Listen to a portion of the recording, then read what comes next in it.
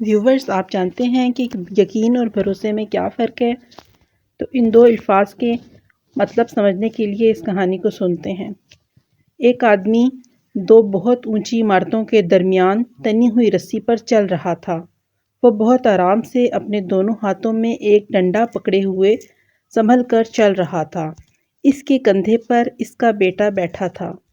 زمین پر کھڑے تمام لوگ دم سادے کھڑے اسے دیکھ رہے تھے۔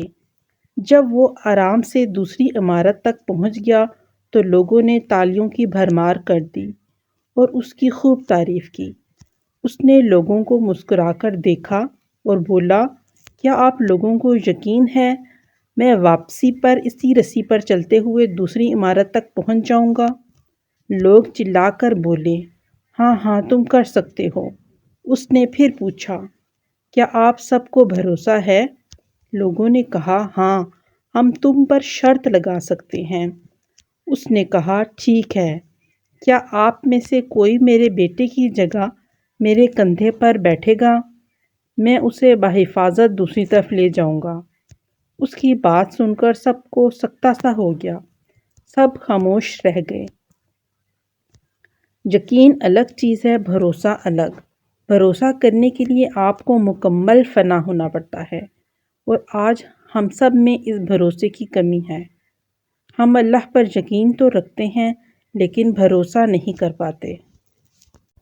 دوستو، آئیے آپ کو حضرت جبرائیل علیہ السلام کی سورۃ رفتار کا عجیب واقعہ سناتی ہوں۔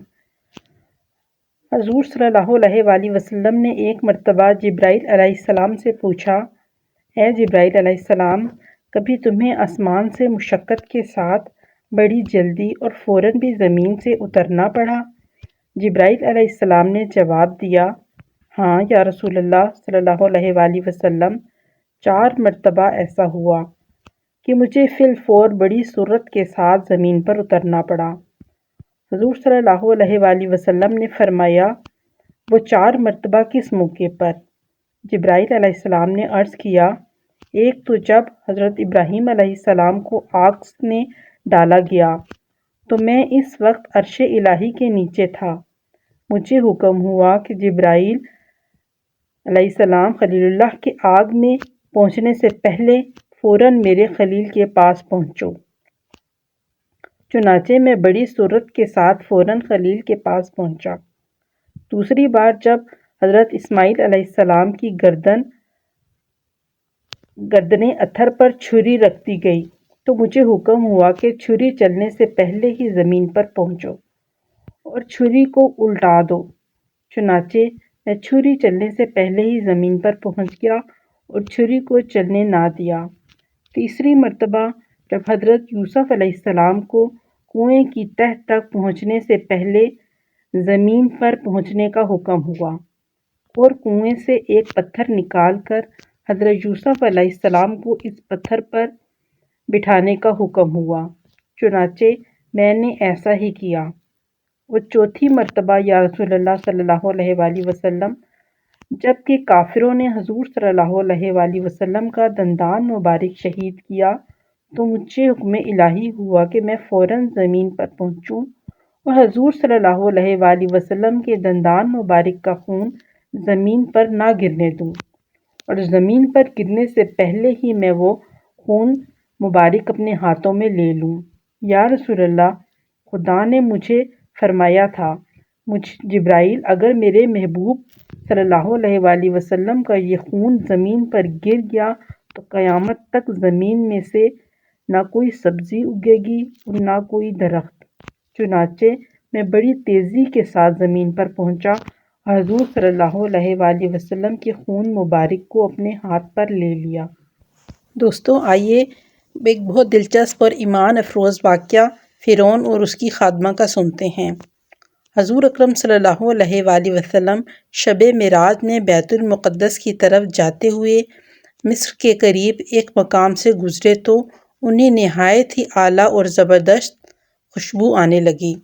آپ صلی اللہ علیہ وآلہ وسلم نے حضرت جبرائیل علیہ السلام سے پوچھا کہ یہ خوشبو کیسی ہے؟ جواب ملا کہ فرعون کی بیٹی کی باندی مشاطہ اور اس کی اولاد کی قبر سے آ رہی ہے۔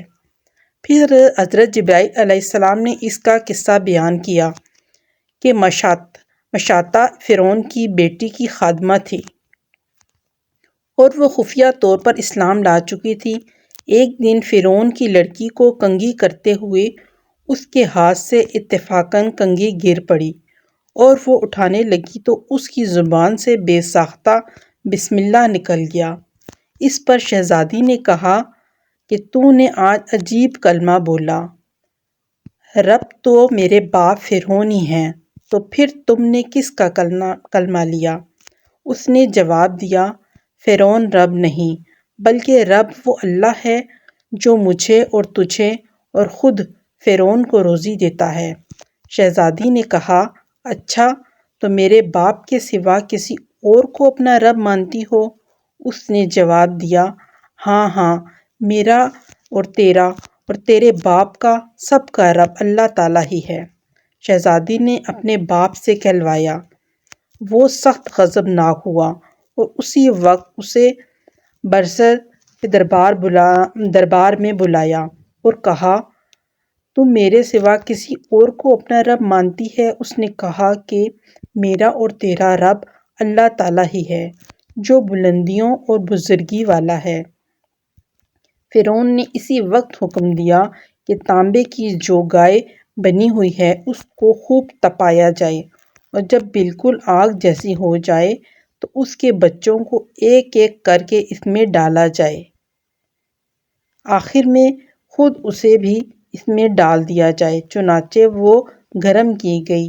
جب آگ جیسی ہو گئی تو حکم دیا کہ اس کے بچے کو ایک ایک کر کے اس میں ڈالنا شروع کرو۔ اس نے کہا، بادشاہ، ایک درخواست میری منظور کرو، وہ یہ کہ میری اور میرے ان بچوں کی ہڈیاں ایک ہی جگہ ڈال دینا۔ اس نے کہا، اچھا، تیرے کچھ حقوق ہمارے ذمے ہیں اس لیے یہ منظور ہے۔ اس کی دونوں بچیاں اس کے آنکھوں کے سامنے اس میں ڈال دی گئیں اور وہ فوراً جل کر راکھ ہو گئے۔ پھر سب سے چھوٹی کی باری آئی جو ماں کی چھاتی سے لگا ہوا دودھ پی رہی تھی۔